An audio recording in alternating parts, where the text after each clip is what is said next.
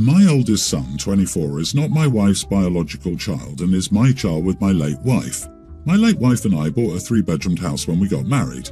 When I remarried, my current wife moved into this house with me, but I never put her name on the deed, so the house was only in my name. My wife and I ended up having several children and needing to move into a bigger house.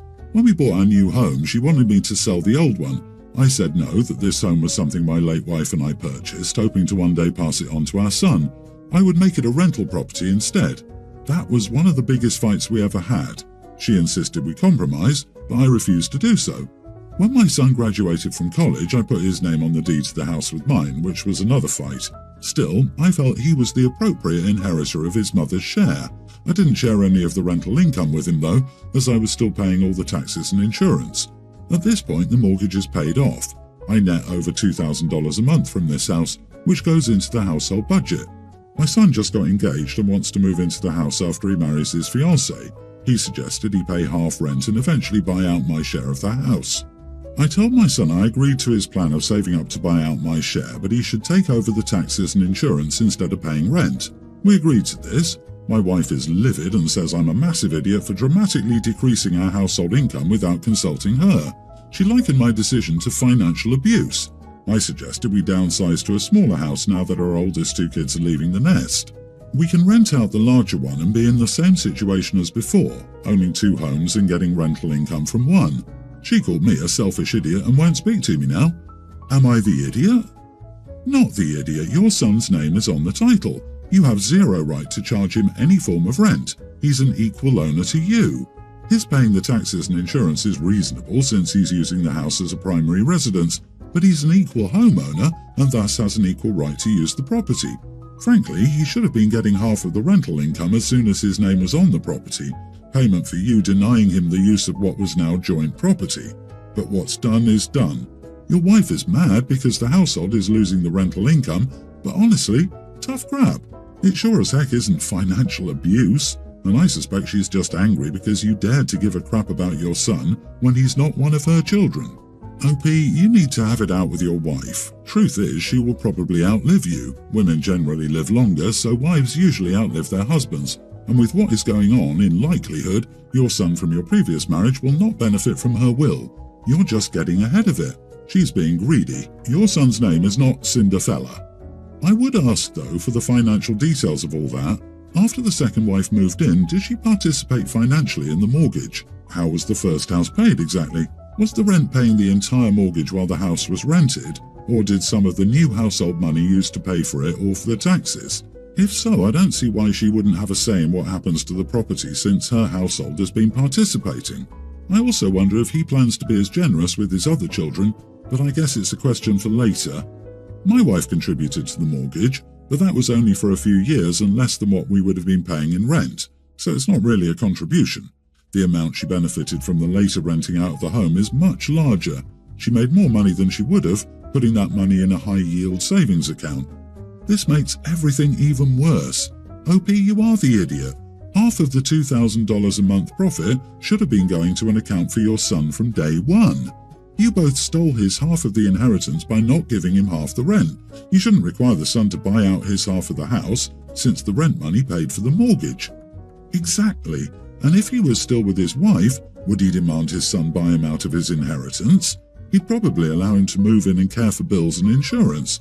Why is he having to buy his father out of a house that should go to him from both of his parents? His father will now spend the buyout money on his awful selfish wife and their kids. So the son loses out again. I, 42 female, have a sister-in-law, 35. She's my husband's sister. She is so influenced that it's embarrassing. Now, because of TikTok, she has a 5-step skincare routine.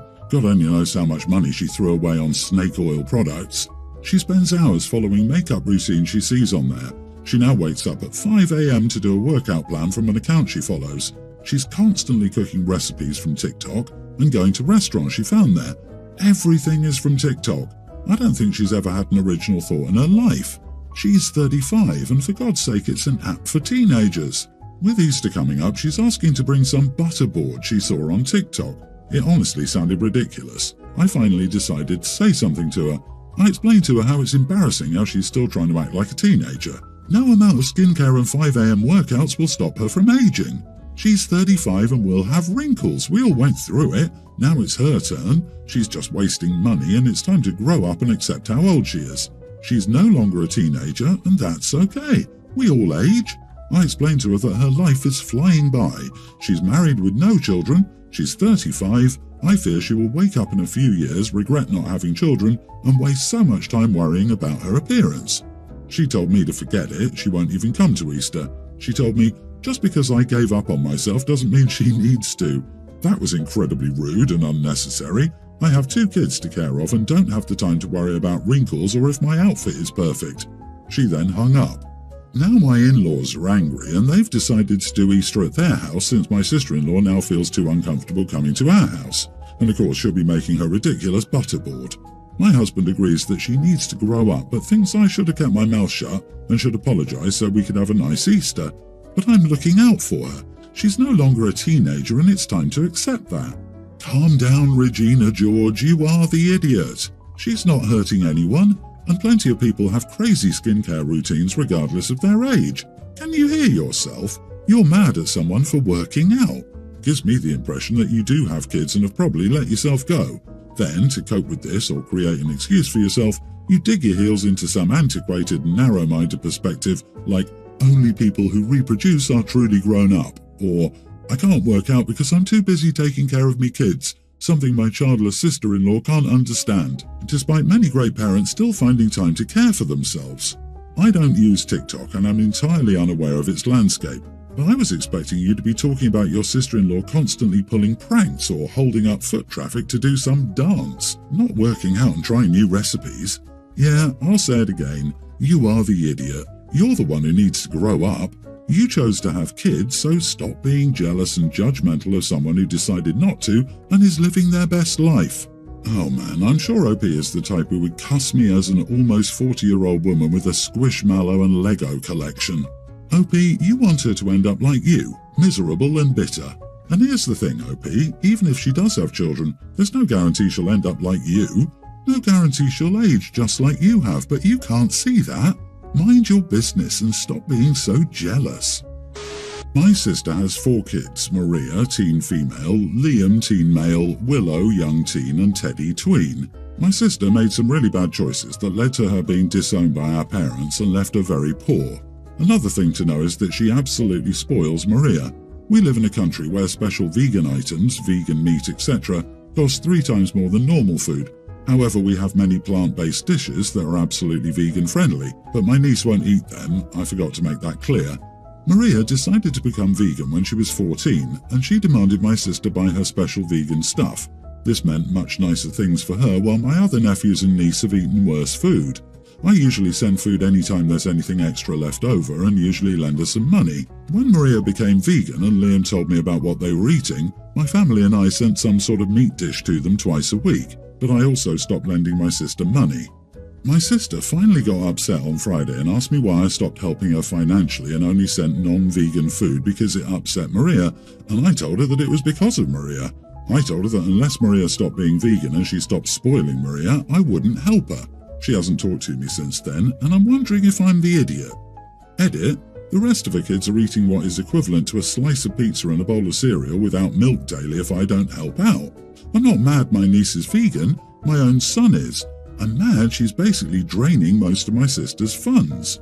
Maria gloats that her mom buys the expensive vegan food she likes, and her siblings get less, and my sister does nothing about this behaviour. People, I live in a place where veganism isn't very common. Things like soy milk and pound-by-pound vegan meat aren't available here. Not the idiot. She's favouring her vegan daughter at the cost of her other kids. I think you've worded it poorly. Maria doesn't have to stop being vegan, she just needs to use the cheaper vegan options so there's enough money left for food for the other kids. So you prevent her other children from starving, and you're still supposed to help her out financially? And Maria being upset about the ingredients in her siblings' meals is more of an issue than the latter actually eating something. Your sister and her eldest are in dire need of a reality check. They're also being extremely ungrateful. It's easy to say that OP shouldn't have an issue with the girl being vegan, but when the cost of that food is making it so her siblings are barely eating, that's an issue. OP's sister can't afford to spoil her daughter in this way. She can make her cheaper vegetarian dishes instead of hurting the rest of her children. Or the girl can get a job and start buying her own food. Good on you for sending anything. Keep in contact with the 3 younger ones and let them know you'll have their backs, but you're not obligated to fund your sister's life and niece's choices. I, female 28, have a good friend, Martin, male 28. We met in middle school and we've been friends since. Martin and I went to the same college. Back then we had many trips to the beach with friends, especially Cancun since we don't live that far away. We travelled to Cancun at least once during our spring break and summertime. In Mexico, at least on the resorts and beaches we visited, it's normal to go topless to have a nicer tan. I like to bathe topless, so I didn't have any bikini top marks. I used to do that every time we went to the beach. Martin and my other friends have seen me do it many times. For them, it's not important. Well, now both Martin and I are married to different people. My husband and I recently had our first baby, a beautiful infant baby. Martin and his wife Paula, 33, have 2 kids too. Paula and I are friendly and cordial with each other, and we don't have any issues. Anyway, I went to visit them last Monday. I'm on maternity leave and was bored at home as my husband is away on a business trip. I went to have dinner with Martin's family. After dinner, their kids went back to play in their rooms, and the 3 of us sat down in the lounge area to chat a bit more. Then my son started crying. I picked him up, and as he was hungry, I commented that I needed to feed him. Paula asked me if I wanted to go to their room. I assumed she thought I was uncomfortable breastfeeding in front of them, so I told her I was fine and just pulled my dress and bra down to feed my baby. Paula then told me, "Don't you think it's better to bottle feed him or go somewhere private if you want to breastfeed?" I told her I was fine. I don't get embarrassed with something as natural as this. And she said, "Well, maybe you're okay with it, but other people might not want to see it." I told her back, "Oh, I didn't think you'd mind. Sorry, I won't do it next time." Then she told me she didn't mind it, but her husband shouldn't have to see it. So this is where I might be an idiot, because I sort of laughed and said, "Martin, he's seen my boobs many times. Trust me, he doesn't care." He laughed back and said it was true and that it was okay for him, like the whole breastfeeding thing. Well, after that, Paula went crazy. She told me what I said was very inappropriate and that, and this is literally what she said, I shouldn't talk about the intimate activity her husband had with me in front of her because she's his wife and it's rude. Paula did know about the topless thing, but just in case I told her she got me wrong and that I meant that he saw me when I was sunbathing. She said that's intimate activity too. We argued some more. Then she asked me to finish feeding the baby and leave, which I did because I was annoyed at her. Now I'm wondering if I'm wrong or not here. Not the idiot. You were feeding your child. I could see how the "he's seen my boobs plenty of times" could be misconstrued if she hadn't already known about the sunbathing thing, but she did. It sounds like she deliberately twisted your words to make it into something it wasn't. And if sunbathing topless is an intimate activity, heaven help her. I'm not an American, so maybe that's why I think if we're close enough that I'm comfortable visiting with you with my newborn a couple of months postpartum, we're close enough that you are an idiot for making me feel breastfeeding is somehow inappropriate. Like, lady, if you think your husband's eyes will wither in his skull while his friend's breastfeeding, I don't know what to say. But again, not American. My colleague would go out for lunch with a few of us during her maternity leave and breastfeed right at the table, so those are the cultural norms I'm used to. Everyone's the idiot here.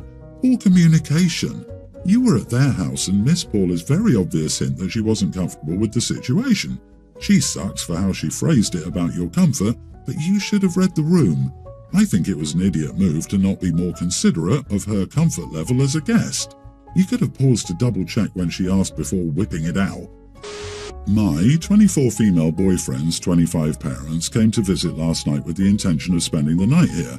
Not sure if it matters, but we've been together almost 6 years and living together for 4 years. We have a 2-bedroom apartment, and in the spare bedroom we have 2 twin XL-size beds for my nieces, who spend the night at our apartment frequently. His parents had visited us before but never stayed the night, and they knew we had 2 twin beds in the spare room. When it came time for bed, I gave them extra pillows and blankets and directed them to the extra bedroom. They'd assumed they would get mine and my boyfriend's master bedroom. His parents are somewhat conservative, and while they have no problem with my boyfriend and I living together unmarried, they said that the married couple in the house should share the larger bed together, and we were insulting their marriage by suggesting they sleep in separate beds. I told them this was my and my boyfriend's apartment, and we would sleep in our bedroom. My boyfriend agreed with me and took my side, and when he took my side, it started a big argument. I eventually told them they could sleep in the guest room or leave. They decided to leave and get a hotel because they were too tired to make the 2-hour drive home. Today, they texted both my boyfriend and me demanding we reimburse them for their hotel, and I told them they were crazy if they thought I was reimbursing them for the hotel. So, am I the idiot? Not the idiot. Guests sleeping in the guest room isn't a commentary on their marriage, and you don't owe them for a hotel room they chose to sleep in. They were guests, that's how this works. Perhaps get them a dictionary? My boyfriend got his phone out during the argument, Googled the definition of guest, and made them read it. I nearly died. He sided with you against his parents, and he did that during the argument. Keep him. Also, I wouldn't have been able to keep a straight face suggesting that. If you're so keen on having intimacy tonight, we can push the beds together for you. I'm guessing they do have problems with the two of you living together unmarried, or they wouldn't have pulled that stunt. They've just been concealing their attitude, but their problem is their own.